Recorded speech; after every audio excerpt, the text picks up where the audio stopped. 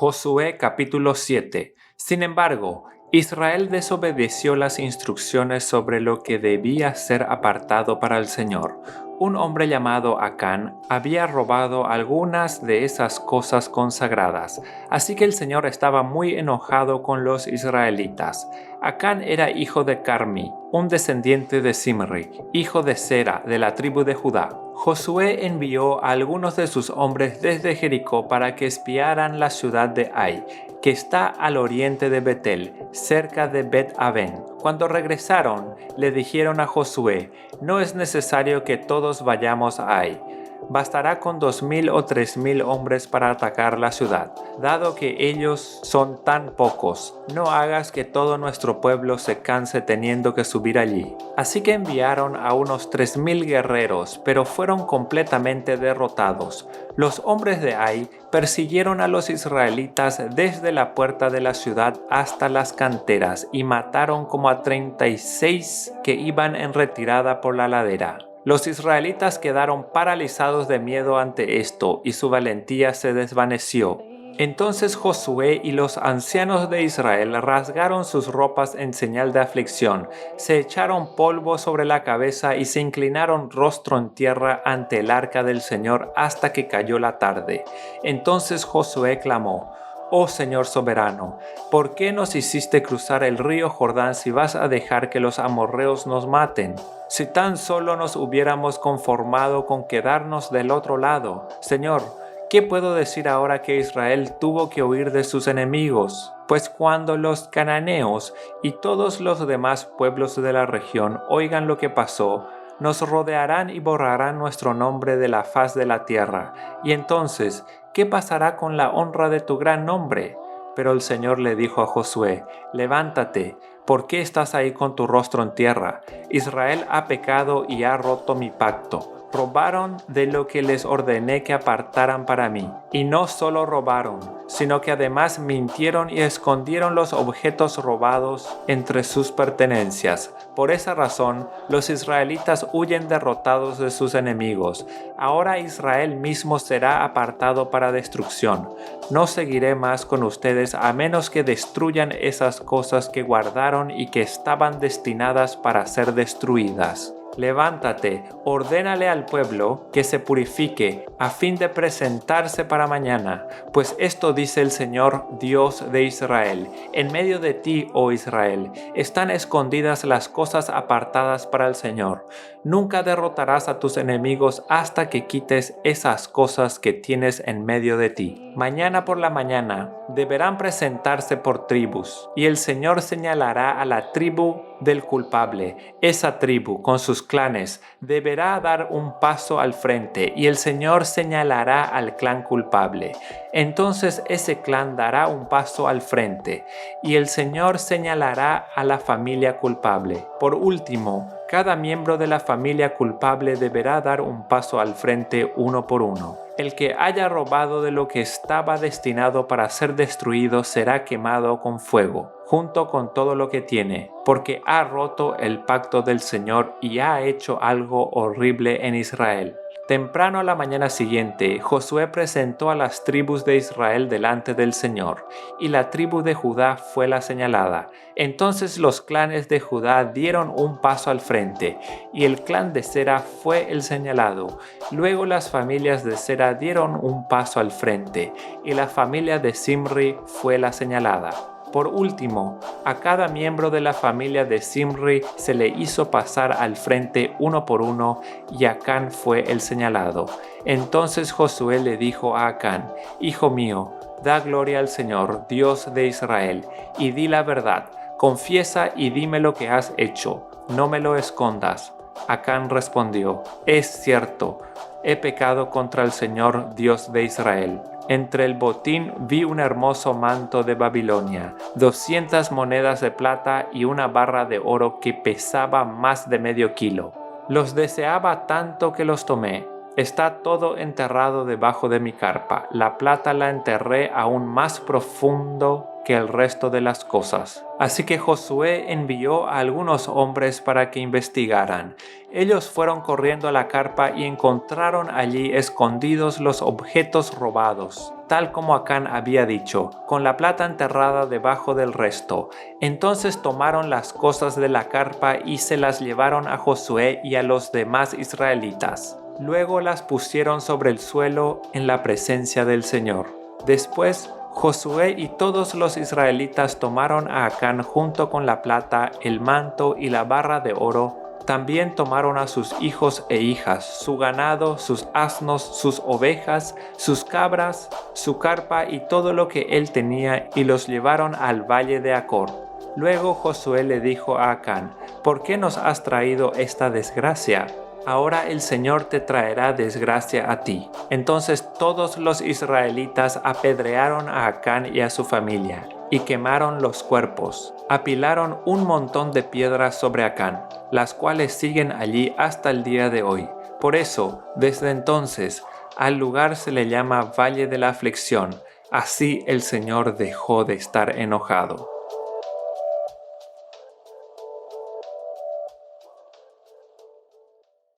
Josué capítulo 8.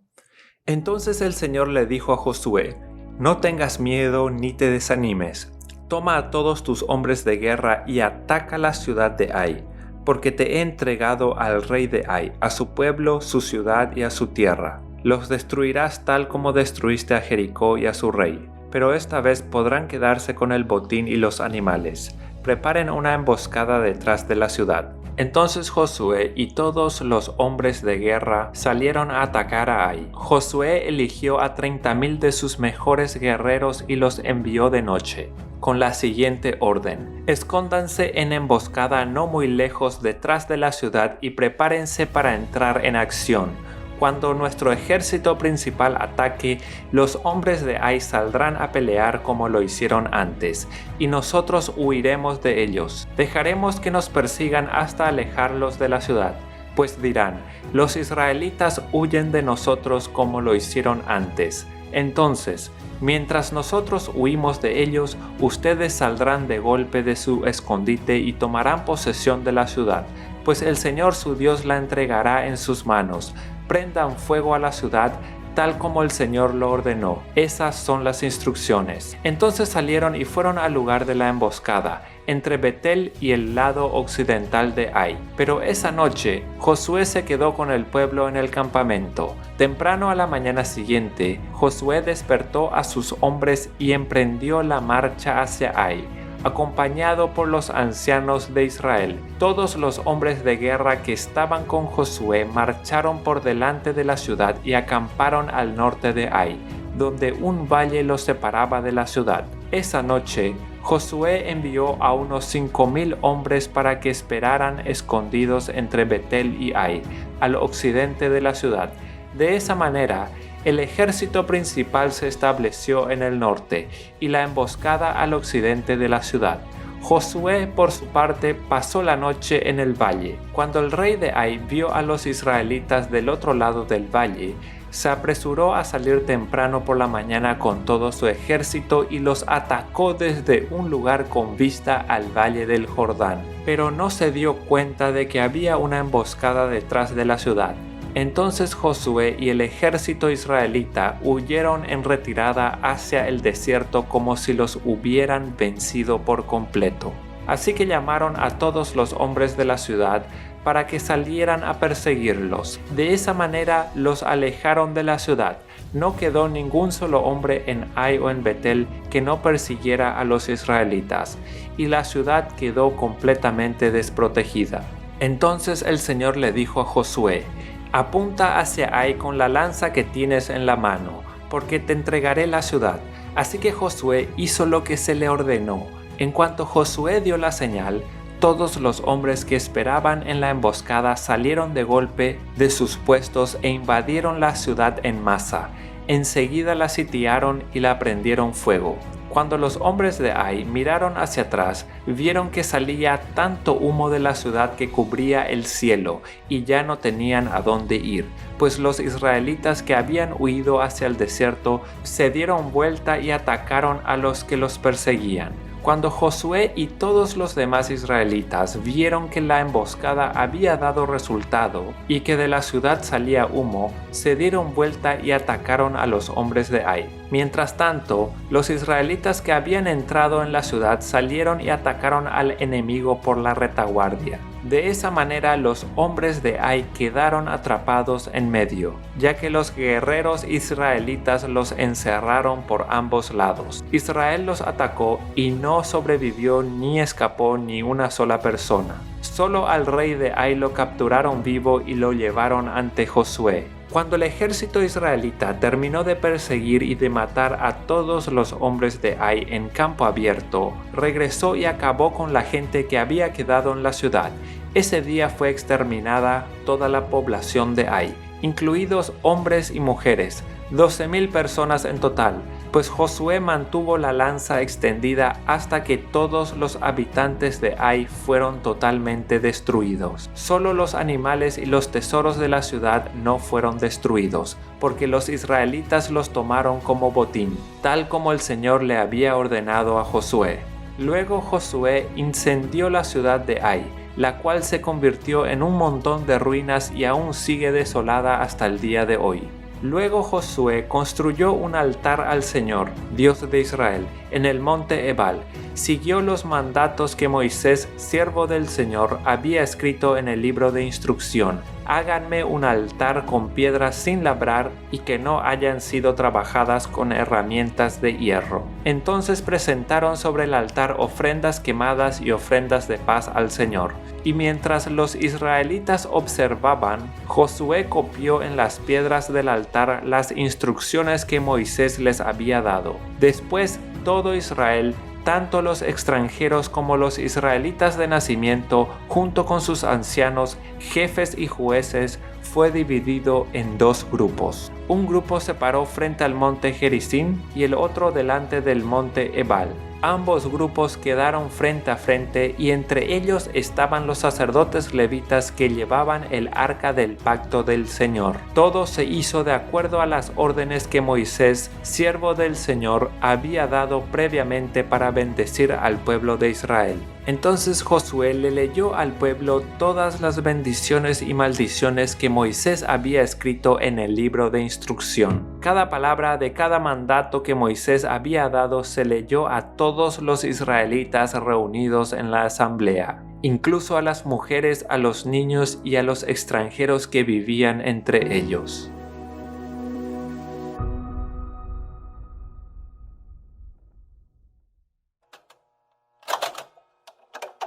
Salmos capítulo 100. Aclamen con alegría al Señor, habitantes de toda la tierra. Adoren al Señor con gozo. Vengan ante Él cantando con alegría. Reconozcan que el Señor es Dios. Él nos hizo y les pertenecemos. Somos su pueblo, ovejas de su prado. Entren por sus puertas con acción de gracias. Vayan a sus atrios con alabanza. Denle gracias y alaben su nombre, pues el Señor es bueno, su amor inagotable permanece para siempre, y su fidelidad continúa de generación en generación.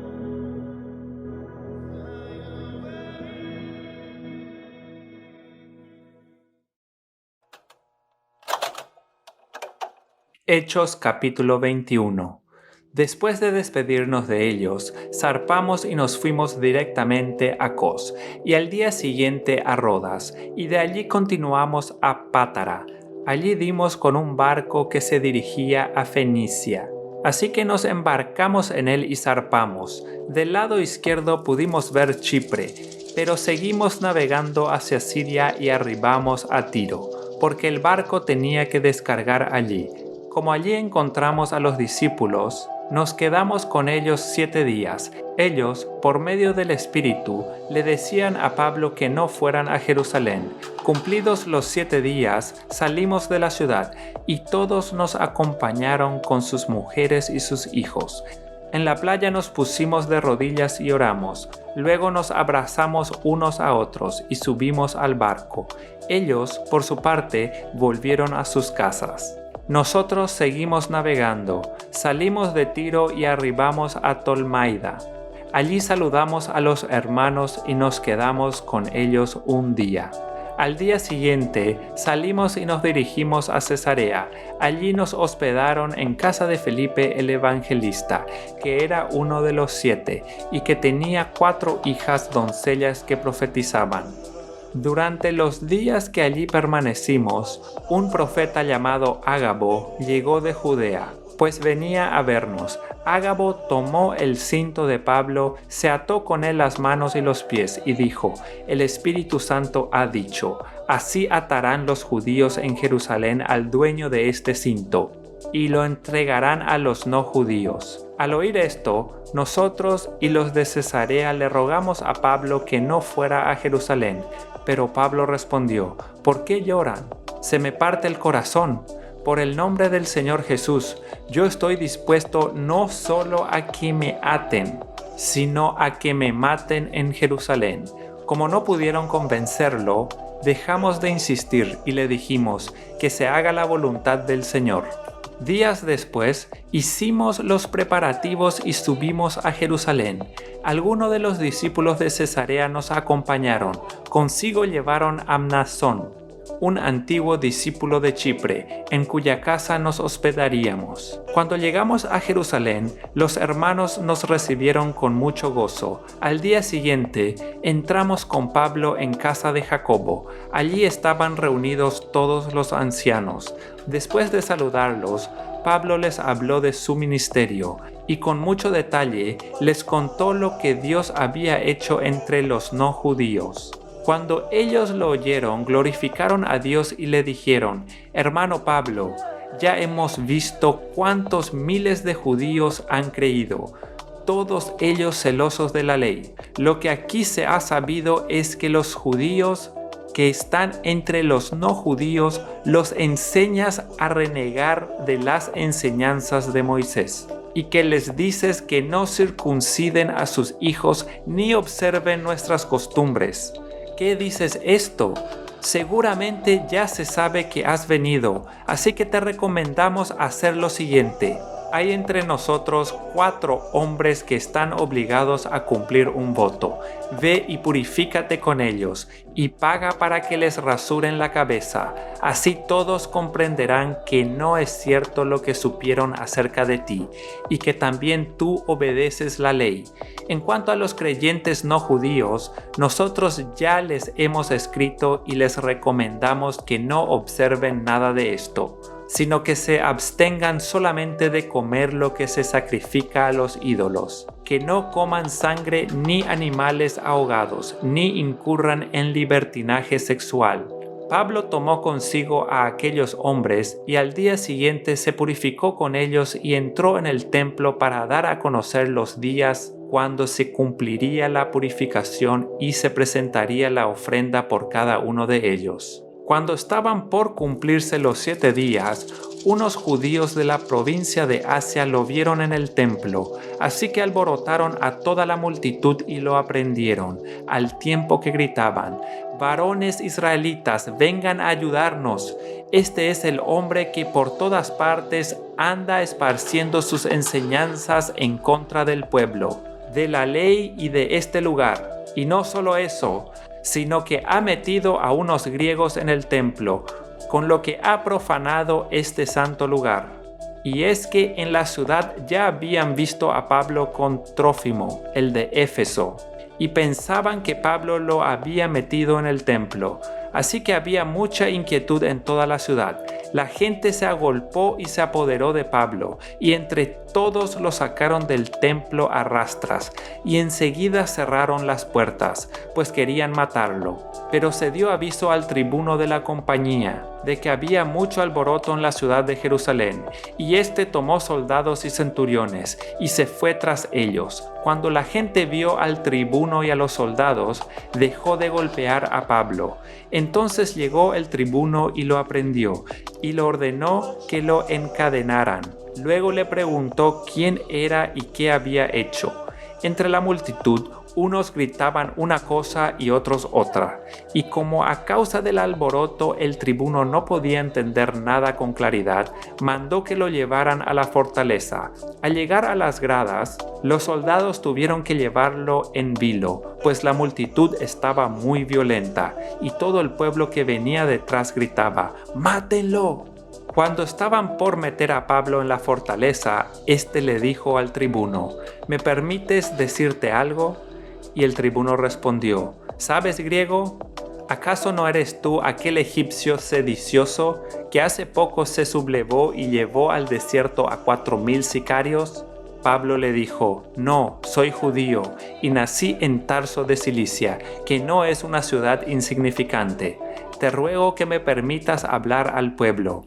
El tribuno se lo permitió. Entonces Pablo, de pie en las gradas, hizo una señal con la mano al pueblo, para que se callaran. En cuanto hubo silencio, les dijo en arameo: